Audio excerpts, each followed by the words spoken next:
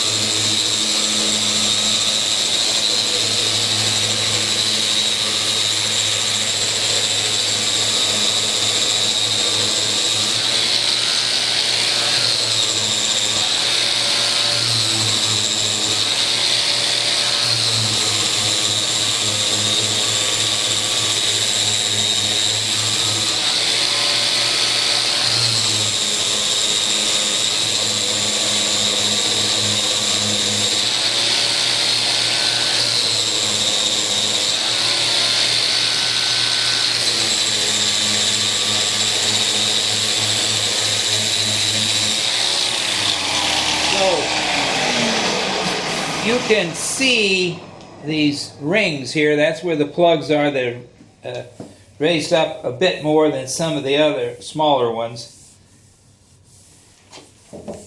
At this juncture, I don't know if I'm going to be filling along a crack like this. I'll probably put some filler in some of these areas and come by with a little finer grit of sandpaper, and that'll be it for this preparation. Now I'm going to go over this band around the circle edge with a finer grit. I just want to take the old finish off and not thin out any of the juncture from where the band is to the edging here. So this is this part of the phase. Thanks for watching. Bye-bye.